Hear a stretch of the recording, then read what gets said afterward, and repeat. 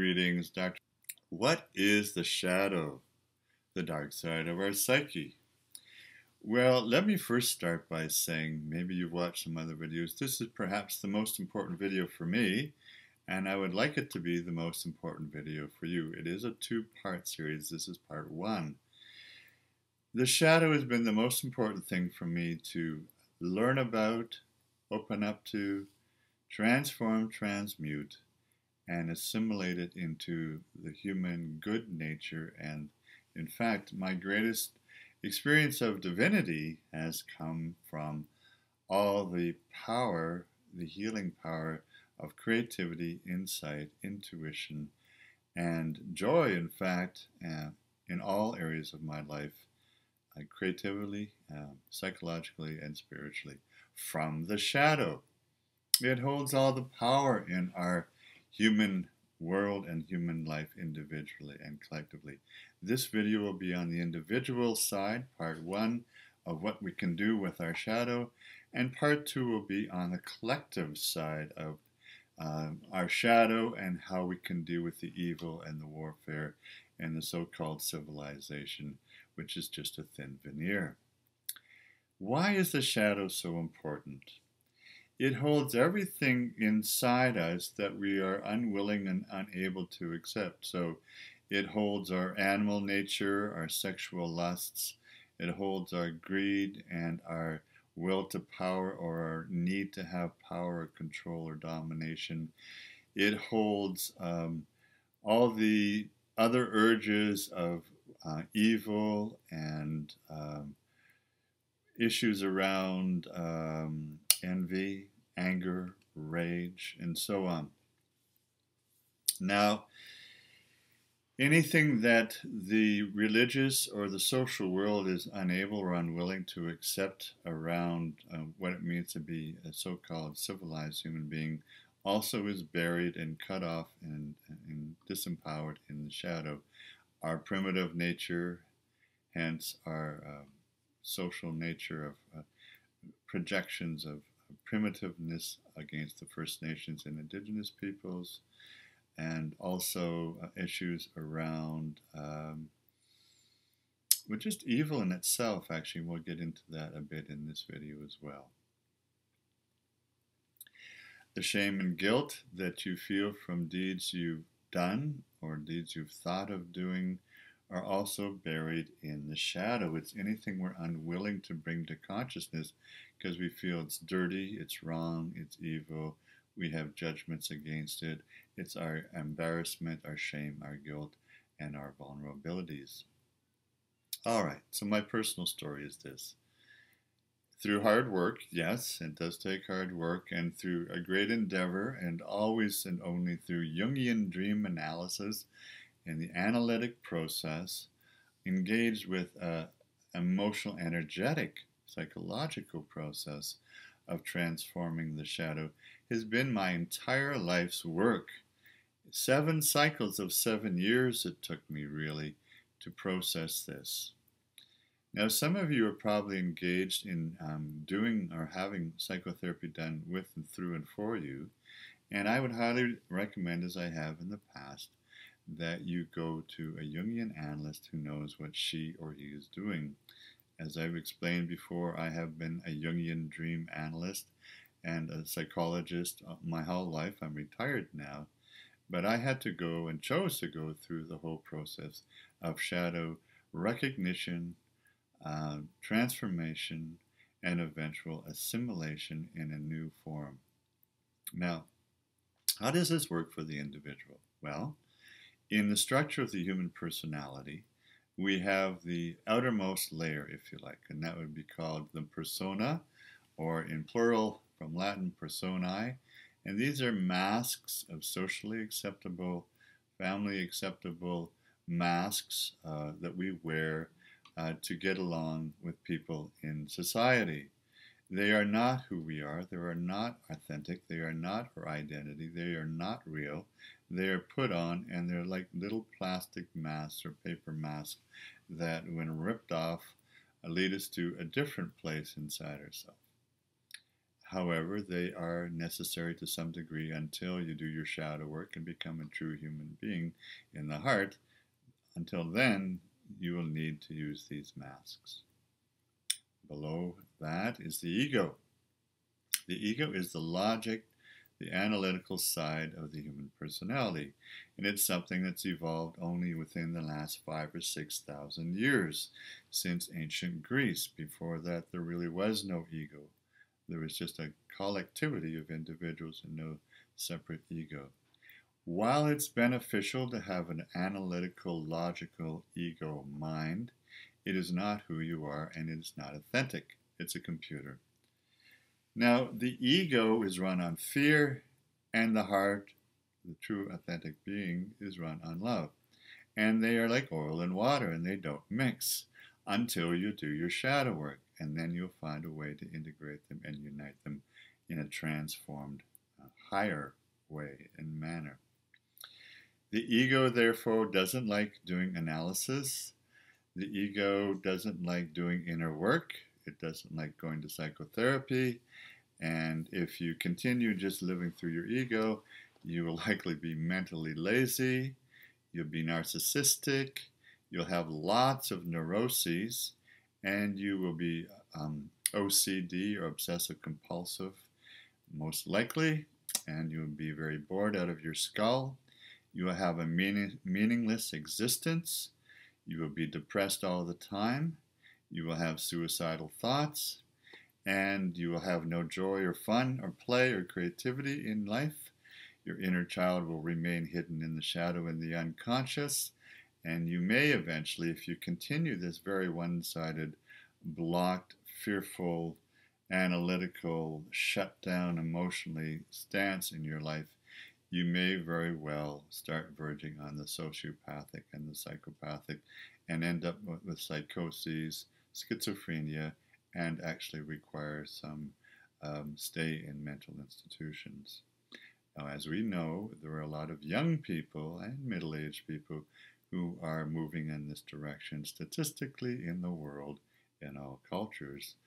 These people who have grown up in societies and families and neighborhoods and cultures and religions that repress the great, powerful meaningfulness of the shadow end up being the people who shoot fellow students in high schools, kill women and murder women, as we have a lot of national issues around the killing and murder of Aboriginal women. Again, there you see the projection of the shadow onto women because it's the feminine is still being repressed, and more of that soon. And also the fact that we pejoratively are prejudiced against so-called primitive people we know nothing about.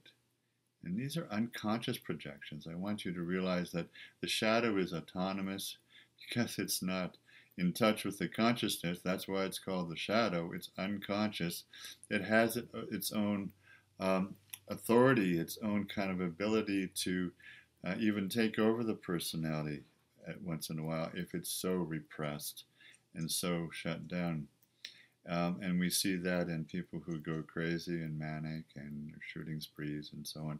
It's the shadow, the other side, the opposite side, that's been so repressed and so unlooked at that is setting up this issue, which is a personal issue. It's a family issue because we see that in terms of family violence and family murder. And it's also a cultural, religious issue. More of that in part two between the Islamic world and the Western world. All right. Now, how does this work? How does the shadow appear to you if it's unconscious and not available to the conscious? It always appears in your dreams, and therefore it's very essential for you to look at your dreams and do dream analysis. And I would say that it's almost impossible to analyze your own dreams. You need to go to a trained psychotherapist, psychoanalyst, depth psychologist, we call Jungian analyst, who knows what they're doing and has done some or a lot of their own inner work. It also appears in visions. and maybe in a meditation, but don't take this as a vision from God or from someone else necessarily until you realize that these visions, they might be so-called demonic, and they're just trying to come to consciousness. They're begging to come to consciousness, and you need to take a look at this. Now, in my own life, I went sort of very straightforward, and it does take a lot of strength and courage to go through this, but I started when I was quite young. 63 now, and I started actually when I was about 7 or 8 years of age, and then of course I went into therapy in my mid to late teens and trained as a psychologist in my early 20s. So it's important to start where you're at. Whatever issues you have around your shadow, first you need to realize that all the healing power in you and all the creative power, in fact, and all the divine power in you is hidden in blocked ways in the shadow, and you need to bring it to the light of day. We call it the dark side of ourself, but in fact, it is the side that will redeem us. And more of that in part 2. Now you can see this, that a good person will have a shadow that is a very kind of potentially evil thing. And we see this in Star Wars, for instance, where Darth Vader was originally, as a teenager, a really beautiful young man, but through his greed and envy and jealousy and being jilted, and his shame around being jilted when he was young, he turned into Darth Vader. And likewise, other people who are evil, seemingly in terms of their actions up to date, have the potential, when they get in touch with their shadow would be a good part of themselves that would be highly important to get involved with, and to bring the good side, the hidden good side in the shadow, to the light, and to change and to grow and become more transparent and vulnerable and heart-centered and emotionally open. It's hard for a psychopath and a sociopath, if they've gone that far, to turn it around. However, it can be possible. Now, one of the great stories of all time, and it's been made into movies, is Dr. Jekyll and Mr. Hyde. It shows the two opposites. Dr. Jekyll is a very logical, analytical, educated, science kind of a person. And any kind of person, particularly I found that people who are academics, who are scientists, who are people who are always in an analytical mode, and that includes people in the computer world, perhaps in the economic world, perhaps even in the corporate world where everything is numbers and statistics, in the banking world, that these people, and of course, this is, if you're in that, maybe it's your chosen profession, that's a good thing too. There is a shadow side to all of this that comes out when I've treated people who are in these professions. The shadow side comes out in interesting ways, either through drug or sexual addictions. The Wolf of Wall Street, you've seen that movie. And people have the dark side coming out where they want to control and dominate, and also take charge of other people's money. The subprime mortgage fiasco that led to the depression of, financially of 2008. All this is the shadow, in this case the immoral shadow, the unethical shadow, taking over human personalities and corporations as well, and nothing being done about it. Now, this is actually a personal issue. We're going to stay with the personal in part 1 of the video. We're going to go to the social and collective side of it in part 2. Well, why would this matter for you? And why would it mean something for you to do some shadow work? Why do it at all? As I've mentioned previously in this video, you will be bored, you will be depressed, you will have very little joy, very little meaning in your life, very little purpose or passion in your life, and you will find that your life tends towards the so depressed that you don't want to get up and do anything, try anything new, and then addictions start to happen for you, whether it's sex, drugs, buying, the love of property, the love of money, which is also a sign that you're not willing to deal with your shadow. You're putting all your self-worth in something external, like drugs, recreational kind of travel, even overworking, or just wealth itself. These are all externals that will never bring you happiness. The only thing will bring you happiness is when you find deeper meaning on an ongoing basis in your life. And the meaning is found in finding out who you really are. So it means opening up your heart, being vulnerable, emotional, open to your psychological truth and who you are and how you tick, how we all tick, and also looking at what is coming up from your unconscious. For men, it means looking at their feminine side, and this isn't about being gay or straight. It's just about having feelings and emotions and being able to be open and communicating and connecting with other people, but mostly, first of all, with yourself. And going deeper, and for women, of course, it means getting in touch with their feminine side as well, their soul, their meaning, their value, their purpose, which can only come by doing this deeper psychological, emotional, what we call shadow work, which just means anything you don't know about yourself so far. And by the way, there are many levels to the shadow. There's the personal shadow. These are all things that you've experienced or done that are now repressed in your unconscious and can be brought forth back again through the rebirthing technique and also through hypnotherapy, which I have done for many decades. And below that, and in that I would include, because this is my experience of all my thousands of clients, your karma from past lives. Some of the issues and fears and activities you engaged in that are filling you with shame and fear and self-judgment needs to be healed. And that's part of your personal unconscious shadow. And then below that, we can have the family shadow. There's hidden family secrets about all kinds of abuse, sexual, physical, verbal, emotional, spiritual abuse that need to come and rise to the fore so you can deal with these hidden blockages of power and anger and fear. And then there can be cultural and religious shadow that's part of the history and heritage of whatever nation or ethnic group you're from and whatever religion that your forebears were involved in. This carries with it a weight, as we'll see in part 2 of this video, of deep shame, fear, power needs, war, mass murder, genocide, shame and guilt and embarrassment and things having been done to your group. And so that is part of your ethnic unconscious. Now, far below that is what Jung calls the collective unconscious. This is transpersonal, again, across all individuals, all cultures, all time, all religions, and it's a very deep, deep unconscious that has existed as an archetype. It's an archetypal presence or power that's existed since time immemorial for human nature. And in that case, I would say not just a couple million years, but probably a couple of billion years, if you look at my other videos on this topic. The Kalpa video that I've just done. Now, if that's the case, people will say, well, can I ever get to the bottom of this? Well, I'm just going to tell you my humble personal story.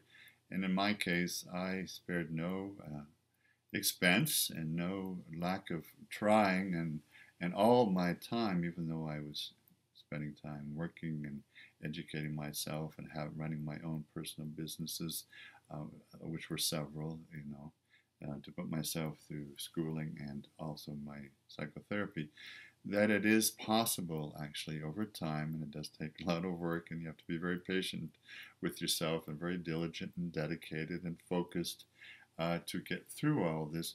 You can go through to the bottom of the process and get down to the deepest archetypal layer of the collective unconscious, which is in fact what I did do in my many, many decades of doing inner work.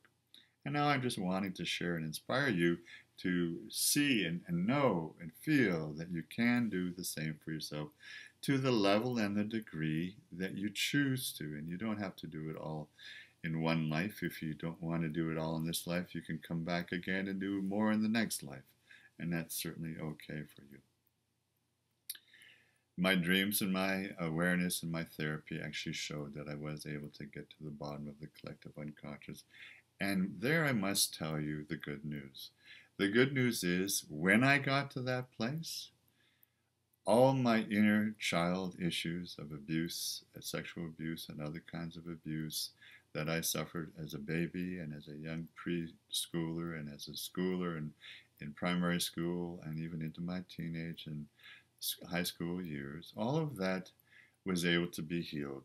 The shame, the guilt, the embarrassment, the fears and the terrors and the dread and the anger and the rage, which was massive, all that was able to be healed.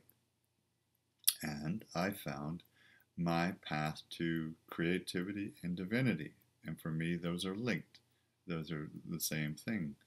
So I was able to start painting again and created my own art school, and I've sold some paintings around the world, and then create and compose my own music, which is more classically based and also jazz based, and write my own piano concerto, and can now play all sorts of different kinds of fun, playful music, and I do give concerts. And not just that, my ability to write was emancipated and liberated, and now I'm able to write and speak and train and give and share with you in these videos as well all the knowledge that I've been able to garner through hard, deliberate personal work. This knowledge that I share with you is not just conceptual and cognitive in my head. Yes, that's a good place to start. You need to know the definition and the structure and function, say, of the human psychology, whatever it is you're studying. But you also need to embrace the process of experiencing it and the hard work of transforming it in order to become a true, authenticated, human, heartfelt being. And you can and you will, and this is the reason for me sharing this most important video about the shadow. You know, the shadow is actually the spirit of life itself. The shadow is the spirit of all good things, but it's just repressed or hidden or made dark by society or institutions or religions. It's not true. The shadow is the source of life. It's the source of your vitality. It's the source of your chi and your prana. It's the source of that one field of great light and energy in the universe that you can engage with and acknowledge and assimilate once you've transformed and transmuted it, and it becomes the source of your youthfulness, your life itself, your passion, your creativity, and mostly your love, your capacity to be love, to be in love, to give love, and to receive love in an open, beautiful, joyful, childlike, playful way. How interesting and important is that to you? Do your shadow work. When you don't do your shadow work, as I found, you become an arid, dry, empty scholar or mind or analyst or just a logician who has no feelings, no emotions, no play, no love, no innate sexual creativity. And of course, the healing comes when you open up to your sexual energies and move it to your heart and open to love with a special human being that you want to stay in a beautiful relationship with. So you get a choice as to what you want to do with your life. We all have choices. We have free will. I'm wanting to share the fact that the dark side turns to light when you engage the shadow process. Fall in love with your shadow. It's important. You know, don't let your shadow overtake you as you continue to repress it. No, engage upon the lovely path of enjoying how you can learn more about yourself, find a creative adventure, which is the shadow work, engage upon the process with another person who's a professional, do your dream work, do your journal work, do your creative artistic process every day, your scribbling and so on and movement, and let the inner child come to life again and play. She or he's been locked down in the shadow. Take them out of prison, open your heart, let them have a life, let them into the light of day, and let the shadow come to light, which is what it wants as well. It will no longer be an autonomous thing that can take you over with rages or uncontrollable sadness and grief to the point of suicidal tendencies and depression, or just the fear that shuts you down and you can't do anything with your life. No, it will do the opposite. It will bring you life. It will bring you love. It will bring you creativity and joy, and engage upon the passionate reasons for why you're here and who you really are. It will give you an authentic, real life. So let's get real. Let's be authentic. Dr. Joseph Martin, all love and blessings. Om Namah Shivaya. Stay tuned for part 2 of this video soon, which is going to be called, here we go, The Thin Veneer of Civilization. All love and blessings.